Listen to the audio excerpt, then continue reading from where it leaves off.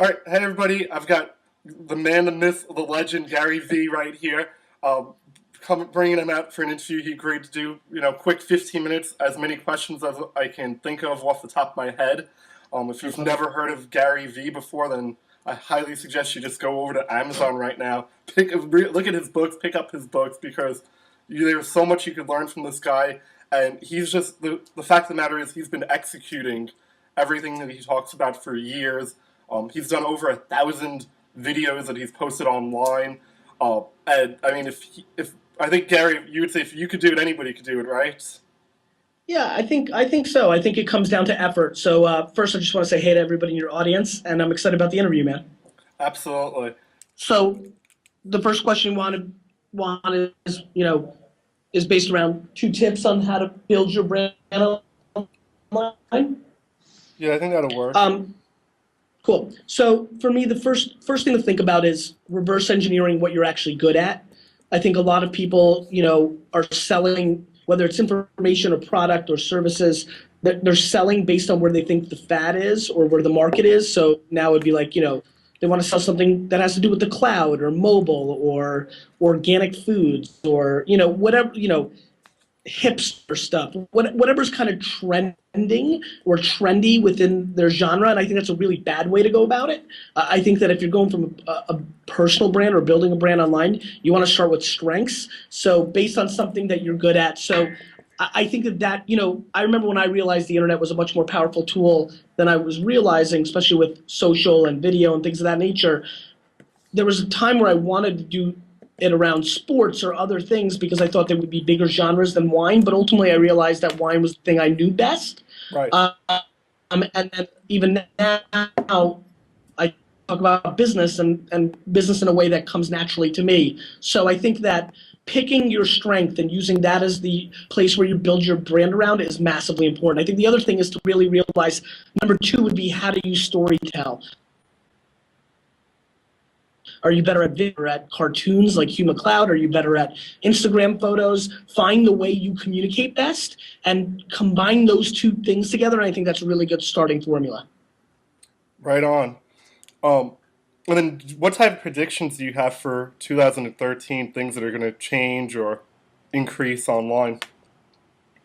So based on the audience that you're referring to, I think the number 1 thing everybody needs to think about is how do they execute what they're executing via mobile. So much like when I got into my dad's business, I'm like, okay, if we don't execute online on the web, then we're not going to win in a decade. I think the same thing is to be said for mobile. So, I'm thinking about it in my family business now. Like, how do we sell wine mobily, right? And how do you story tell mobily? For me, how do I get my videos and my creative thoughts out there that I know are going to be consumed on a mobile device more likely than a desktop or even a laptop now. And so I would say the number 1 thing to really think about is how to deliver what you're trying to execute in a mobile way. Right, because everybody's got one of these. Everybody. And so I think that's a big deal. And I think that, when you look at what's going on with, I think the Android thing's interesting. I think we all default into iPhone apps, but Android penetration is enormous lately. And so I think that's a little nuance within it. And so but mobile to me is just so dominant. It's crazy to me because people come to me, they're like, oh, I have a site, I built it, it won't work on like Internet Explorer. But that's like 1% of the population. It's like, what about, does it work on a mobile phone? Because that's 50% of the people viewing the site. And it all depends on where you're going to, what you want to accomplish over the next 36 months, more so than the next 12 months, right? And so I think to me that is that's the biggest thing people need to be thinking about. Absolutely. So last year, obviously, we saw Pinterest and Instagram like totally blow up.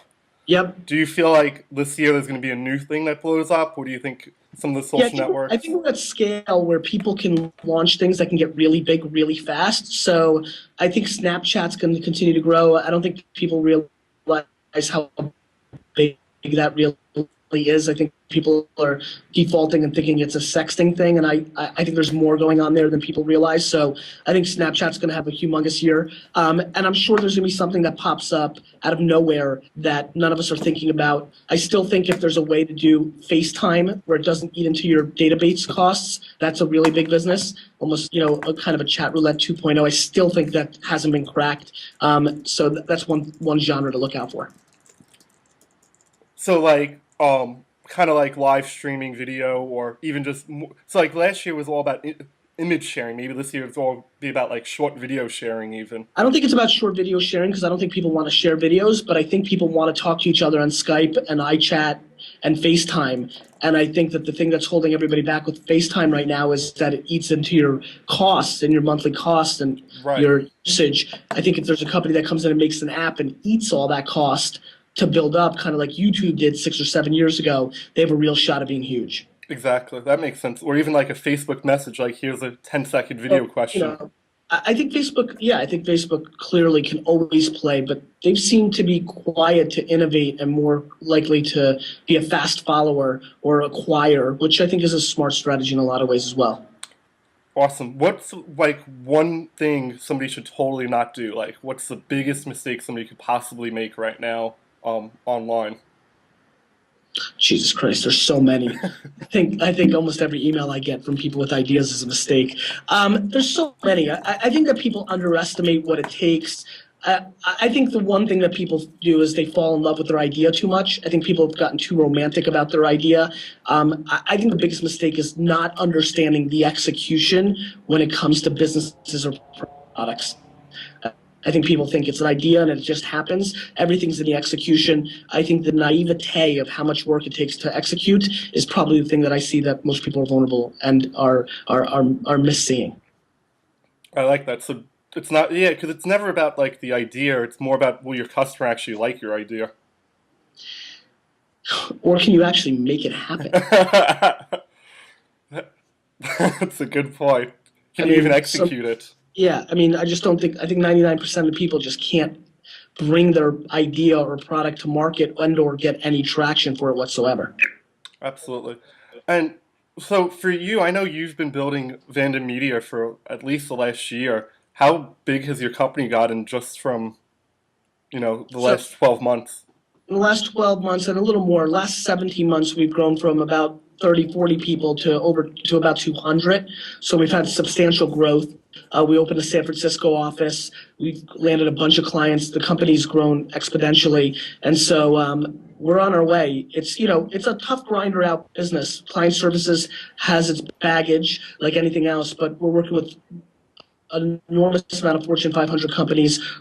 We're hiring tremendously talented young people, and I think that AJ and I and the rest of the team are starting to see opportunities. And there's places to expand, and we're giving a lot of thought. But last year was a very big year for us. We grew tremendously.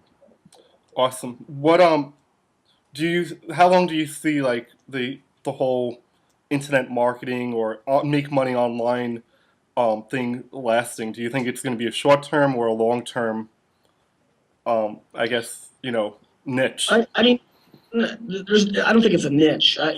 Making money has been happening since people could sell each other rocks, right? I think that people that go for the quick score and try to make too fast of a quick buck in the internet money making scheme kind of thing tend to not last as long as they think. Everything's being documented, right? And I think that people are underestimating that. So the way you make your money now is forever going to be known.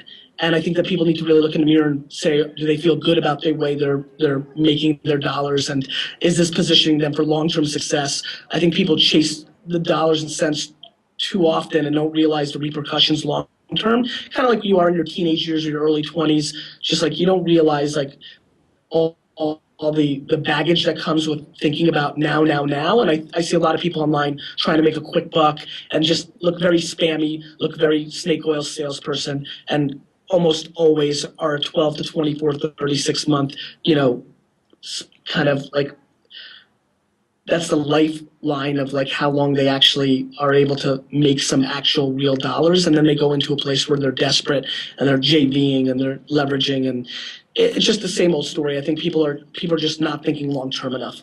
But making Absolutely. money online is forever.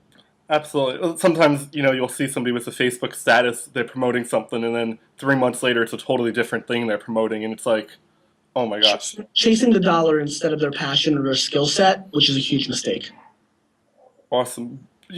I know you're a firm believer of finding your passion, and what type of tips do you have for somebody who maybe is undecided on their passion on, how to unravel it? That's something I've never been able to really answer, to be honest with you. It's just been too difficult. But what I can say is this: if you can audit something that you would do if you just had nothing but time on your hand, I think that's a good way to start. Or think back to what you did in high school when you could have just done anything. I think is an interesting thing to like look into. Like, what were you doing, those weeknights and those weekends, like, were you snowboarding? Were you playing video games? I know you were hanging out with friends, but what were you doing? Were you listening to music? Were you watching, movies? I mean, I was selling stuff, right? So I know I was a salesman. So I think that you just that's a good way to think about it. I also think another thing to think about is like when people have told you you're good at something, try to remember the thing that people said that you were good at. I think that's a really good thing to think about. I think people sometimes they don't think the thing they're good at is an actual business, and I think that's a missed opportunity. Right. I remember in Crush It, you had said if you can't write 50 blog posts about your topic, you shouldn't even talk about your topic. Like, if you can't even. Right. Yeah. I think that was a practical, good piece of advice, right? Because I think people are like, oh, I love this, and then they try to come up with three things to talk about it, and then they're done. That's not going to be an opportunity just to have a long, standing relationship with that audience or that genre. So it can't be a thesis. It needs to be something that's always living and breathing. That was great about wine reviewing, right? There'd always be another wine for me to review. Right. So you need to think strategically about it. Exactly. That makes sense. Even if somebody loves reading books, they could review books just like you reviewed wine. Absolutely. I mean, reviewing stuff and giving opinion is. I mean, I was flying back today from Florida watching Skip Bayless and Stephen A. Smith talking about sports. I'm like, God, these guys can do this forever about everything on a daily basis. You look at the politics shows, anything you can wrap a business around current events really works. And that's why wine was so great, because a new wine comes out every year. So it's more current event based than soda or liquor or things of that nature. Absolutely. Talking about new things coming out, do you have a new book planned or? Yeah, I'm actually planning on releasing a book in the fall called Jab, Jab, Jab, Jab, Jab, Right Hook, the future of storytelling. Kind of going to talk about this micro content thing I believe in, how to storytell on Instagram, Pinterest, Tumblr, Facebook. So kind of the work we're doing at Vayner. So I'm excited about that. I like that. That sounds like a good book. Appreciate it. Listen, I need to run now. You want to sneak one more question in? Yeah, absolutely. One more question. You don't have to. I just wanted to make sure you were aware that I need to go. Um, I guess one last question would be, what would be, your 30-second advice for somebody for executing their business in 2013? If you really want to own your own business, you have to give up pretty much everything else. I mean, it's just the way it is. You need to work your Absolutely. face off. I mean, it's just the truth. I mean, you're just not, this whole thought, I mean, you need your family time. But other than that, like, you can't, you just, if you really are starting at zero and you really don't, and even with as much talent, I mean, you can have all the talent in the world. You just need to work your face off. I just don't think you can substitute putting in the effort and time. And so if you really want this, you need to make the commitment to 12, 15-hour days every day. It's the way it is. Absolutely. I love that tip. Awesome. Cool, man. Well, I really appreciate Well, you doing this interview, Gary. This Grayson, was when are awesome. when are you going to put it up? Um, Probably a couple hours. Cool. Can you do me a favor and link to my Inc. 500 talk on the YouTube clip? Yeah, can you just put it in Skype and put it link? Yep, I'll do it right now. Take care. Have a great day. You too. Bye. That's about as organized as I get, so.